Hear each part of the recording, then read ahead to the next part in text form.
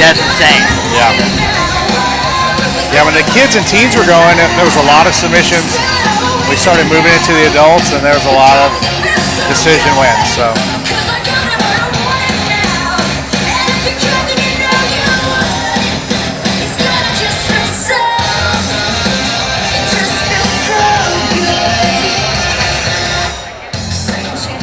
Please welcome Ray Skinner.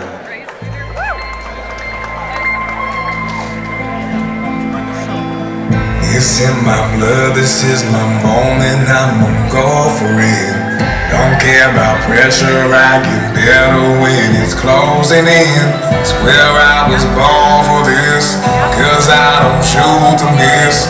This is the start of my story, and let me lay it out.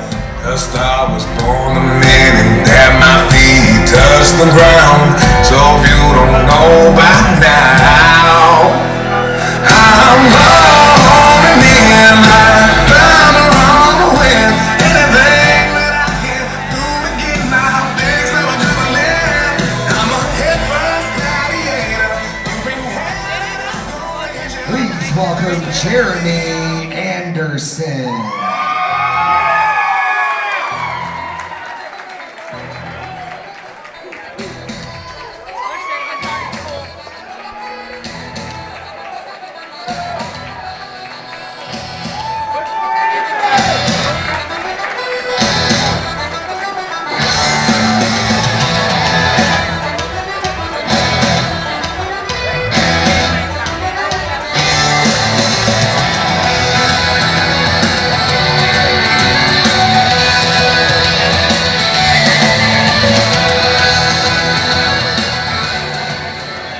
Fighting out of the blue corner, representing the Dickinson Police Department, Ray Skinner.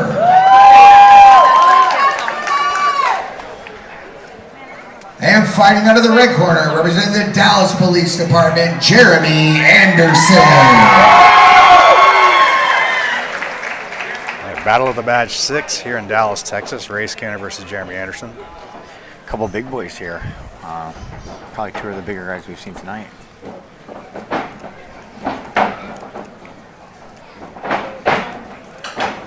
Nice takedown by Jeremy.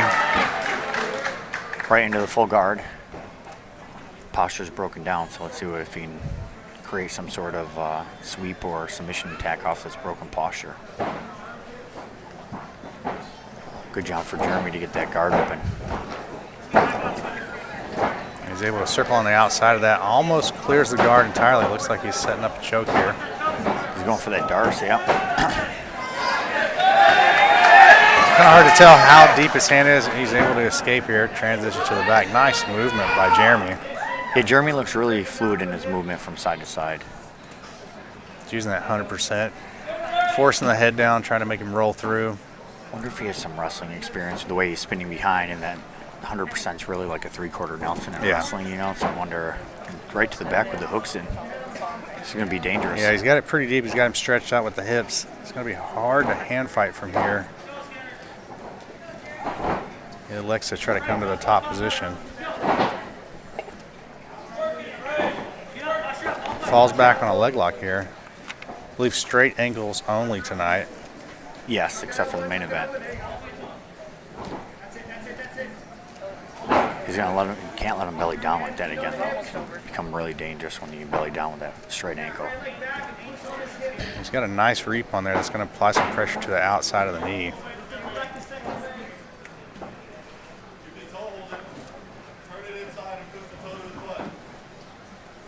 Switches it. Nice. Almost a Haragushu there on the outside. It looked like he was setting it up in the first connection they had standing up, and he started to go and not. But, you know, Jeremy's got those long arms. He's looking for that Darce again. Yeah, he's like playing that short arm Darce on the forearm. You can apply a lot of pressure to the neck here. I tell him to drop that left shoulder a little bit more. There he goes. Feeds a little bit deeper. Looks like he's just barely on the fingertips. Ray's doing a good job of hand fighting out of that position. Ray's shown some good ability to escape some submission attacks, you know, with Jeremy on his back, and then a couple of Darces he had to fight out of here. That's something you really like to see, these guys just really fighting out of submissions, even if they're caught pretty deep, you know, given their profession. You know, you should be well versed on submission defense and offense. And especially in like the chokeholds, right, or the strangles, because then like you're not going to get any injury if you're holding out from them. They get used to being uncomfortable. And Skinner uses that Kimura to sweep him. He's going to end back up in the bottom position, bottom side control here. That left arm is a little extended out.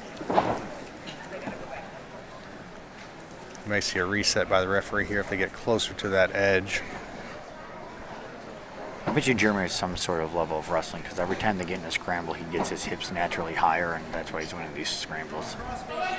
That's the thing you really got to focus on in a scramble is like who has the hip height typically wins in that scramble situation.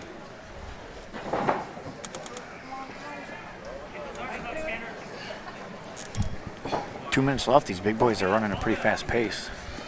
Yeah, let's see if they can maintain it for the next 2 minutes. That's the great thing about this type of event is, you know, you only have 5 minutes, so you don't have to worry about going back and doing another 2 or 3 rounds, so you can let it all hang.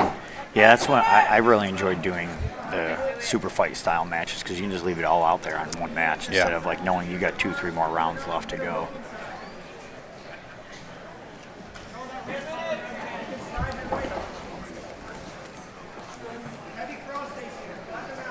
I'd like to see when Ray builds up to that turtle position that he just goes back to that bottom side control. I'd like to see him try to recover his guard or throw a hook inside there. Yeah, and I feel like there's a couple times where like I'm in my head I'm yelling like, oh, he might be able to octopus or get that arm up, but he's a white belt, right? So like we have to realize he's still working on the fundamentals of just basic side control escapes. But for a white belt, he is doing very well of like recovering and defending. And if you're a white belt in jiu-jitsu, that should be your #1 focus is just defense, because it's going to be a long time before you start catching anybody's submissions. Oh, here, he's coming back to that. On the back end. This one's pretty deep. This is much deeper. He's got the rear naked choke in. Jeremy Anderson gets a submission win.